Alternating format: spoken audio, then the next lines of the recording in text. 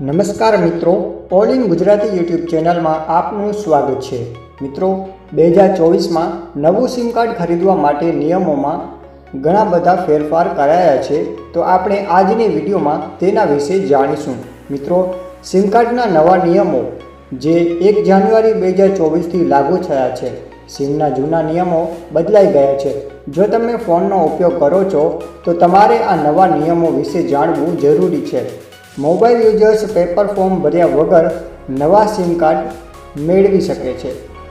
1 જાન્યુઆરીથી સિમ કાર્ડના જૂના નિયમો બદલાઈ ગયા છે. જો તમે પણ ફોનનો ઉપયોગ કરો છો તો તમારા માટે આ નવા નિયમો વિશે જાણવું ખૂબ જ જરૂરી છે. ભારતીય મોબાઈલ યુઝર્સ પેપર ફોર્મ ભર્યા વગર નવા સિમ કાર્ડ મેળવી શકશે. ડિપાર્ટમેન્ટ ઓફ ટેલિકોમ્યુનિકેશન્સ એટલે કે DOTની તાજેતરની સૂચના અનુસાર પેપર આધારિત KYC પ્રક્રિયા 1 જાન્યુઆરી 2024થી તબક્કાવાર સમાપ્ત કરવામાં આવી છે. 1 જાન્યુઆરીથી સિમ કાર્ડ ખરીદવા માટે તમારે માત્ર ડિજિટલ KYC કરવાનું રહેશે. અગાઉ દસ્તાવેજોની ફિઝિકલ ચકાસણી કરવામાં આવતી હતી. નવી સિસ્ટમ આવતાની સાથે જ સિમ કાર્ડ ઇસ્યુ કરવાની પ્રક્રિયા વધુ ઝડપી બની છે અને લોકો માટે પણ વધુ સરળ બની છે. હાલના KYC ફ્રેમવર્કમાં સમયાંતરે કરાયેલા વિવિધ ફેરફારોને ધ્યાનમાં રાખીને સક્ષમ અધિકારી દ્વારા નિર્ણય લેવામાં આવ્યો છે કે એક જાહેરાત અનુસાર પેપર આધારિત KYC પ્રક્રિયાની ટ્રાયલ બંધ કરવામાં આવશે.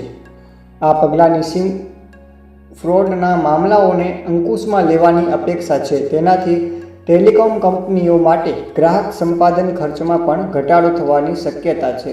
મિત્રો, પેપર આધારિત વેરિફિકેશનની પ્રક્રિયામાં ગ્રાહકોએ એક્વિઝિશન ફોર્મ ભરવું, ફોટોગ્રાફ જોડવો અને ફોર્મ સાથે ઓળખનો પુરાવો અને સરનામું પુરાવો જોડવો જરૂરી છે. સિમ બદલવાના કિસ્સામાં KYC પ્રક્રિયા ઇનકમિંગ અને આઉટગોઈંગ SMS સુવિધાઓના 24 કલાકની અંદર પૂર્ણ કરવાની રહેશે.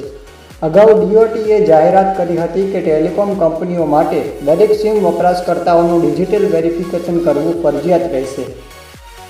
પોલીસ વેરિફિકેશન માટે ટેલિકોમ ઓપરેટરો જવાબદાર રહેશે. જો ફેરફારોને અનુસરવામાં ન આવે તો ડીલરને 10 લાખ રૂપિયા સુધીનો દંડ ભરવો પડી શકે છે. વધુમાં DOT એક ઓળખ કાર્ડ પર 9થી વધુ સિમ કાર્ડ ધરાવતા લોકોના મોબાઈલ કનેક્શનને નિષ્ક્રિય કરી રહ્યું છે. મિત્રો, એક મોબાઈલ યુઝર મહત્તમ 9 કનેક્શન ધરાવી શકે છે. છેતરપિંડીના મામલાઓને રોકવા માટે પણ આવું કરવામાં આવી રહ્યું છે. તો મિત્રો, આજની વિડીયોમાં બસ આટલું જ. ફરી મળીશું નવી વિડીયોમાં. ત્યાં સુધી માહિતી ગમી હોય તો વિડીયોને લાઇક કરીને મિત્રો સાથે શેર કરજો અને ચેનલને સબસ્ક્રાઈબ કરીને ઓલ નોટિફિકેશન બેલ ઓન કરો, જેથી આવનારી નવી વિડીયોની અપડેટ તમને મળતી રહે. ધન્યવાદ મિત્રો.